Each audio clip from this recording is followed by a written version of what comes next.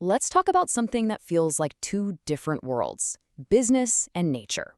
One's all about profits and spreadsheets, the other's, forests and oceans. But what if they're not separate at all? What if they're deeply, financially connected? So, let me ask you a question. When you think about major risks to the economy, what pops into your head? Stock market crashes? Maybe. Inflation? Sure. But there's a huge one that's kind of been hiding in plain sight. That's right. The health of our natural world, our biodiversity, is quickly becoming a massive factor in financial stability. The loss of nature isn't just an environmental problem anymore, it's a fundamental economic problem. All right, so how in the world do you draw a straight line from a coral reef to a company's bottom line? Well, it all starts with understanding that nature has this hidden price tag, and businesses are finally starting to learn how to read it. And here's the thing, and this is absolutely critical. Every single business depends on nature. I mean, think about it. An agricultural company, it needs bees to pollinate its crops. A tech company, it needs enormous amounts of clean water to cool its data centers. These aren't just nice-to-haves. These are essential services that literally power our economy. But there's always a but, right? Here's the flip side. When those natural services get disrupted, let's say from pollution or deforestation, it does more than just hurt the environment. It starts to chip away at the very foundation businesses are built on. We're talking supply chain chaos, higher operating costs, and a whole bunch of new regulations. So to get a handle on all this, the business and finance worlds have had to come up with a whole new language, a new way of seeing things. It's called the DIRO framework, and it breaks everything down into 4 key ideas. First up, you've got dependency. This one's pretty simple. It's what a business needs from nature just to function. A soda company is completely dependent on a steady supply of clean water. A construction company depends on timber. It's a one-way street of needing stuff from the natural world. Next on the list is impact. So if dependency is what you take from nature, impact is what you do to nature. This could be a direct impact, like a factory pipe releasing waste into a river, or it could be indirect, like the carbon emissions from your delivery trucks. It can even be cumulative, the combined effect of lots of companies all doing their thing in one area. Okay, so when you smash dependencies and impacts together, you get the big one, risk. This is basically all the ways a company can get hit in the wallet. A physical risk is pretty straightforward. A massive flood wipes out a supplier's factory. A transition risk is more about policy changes, like a new law that bans deforestation, which could wreck your supply chain. And then there's systemic risk, which is when a problem gets so big, like the collapse of bee populations, that it threatens an entire industry. But hey, it's not all doom and gloom. Far from it. The last piece of the puzzle is opportunity. This is where the really smart companies are putting their focus. By investing in things like restoring forests or creating super efficient products, they can tap into a nature-positive economy that's expected to be worth trillions. It's good for the planet, and it's great for business. Okay, so we've got the concepts down right: dependencies, impacts, risks, and opportunities, DIR. But how does a giant global company actually put any of this into practice?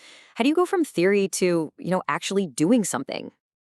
I mean, seriously, where do you even begin? It sounds kind of overwhelming, doesn't it? If your company's supply chain is spread across a dozen different countries, how do you start to figure all this out? Well, turns out there's a roadmap for that. It's called the LEAP approach. LEAP is an acronym that gives companies a really clear 4-step path. First, you locate exactly where your business comes into contact with nature. Then, you evaluate what your specific dependencies and impacts are in those places. From there, you assess the financial risks and opportunities that come with them. And finally, you prepare a real strategy to respond and report on it all. So let's just do a quick walkthrough to see how this framework isn't just theory, but a practical tool that companies are using right now. Step 1, locate, is all about geography. It's no longer good enough to know what materials you use. You have to know exactly where they're coming from. The whole point is to find any sensitive locations in your operations, places that are ecologically fragile, really important for biodiversity, or maybe facing serious water shortages. And this is where it gets really cool, because this process becomes super visual. Companies are now using these incredible mapping tools to literally overlay their business operations on top of ecological data. These maps can show everything from drought risk to floodplains, so a company can see its high-risk hotspots almost instantly. So once you've pinpointed your hotspots, you move on to evaluate. This is where you zoom in and get really specific. For each of those sensitive locations, you start asking questions about that two-way street. What are we depending on here? And what are we doing to this specific ecosystem? Step 3 is assess. And this is where the rubber meets the road, financially speaking. You're translating all that ecological data into dollars and cents, and it usually falls into two big buckets. You've got physical risks, direct hits like a wildfire taking out your timber supply.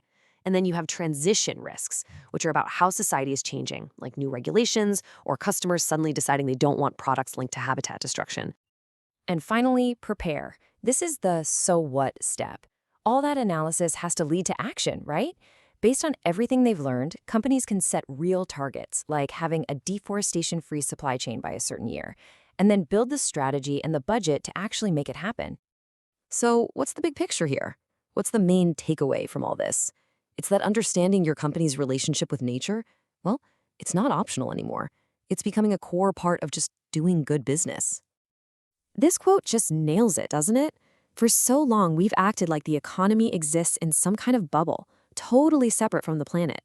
We know now that's just not true.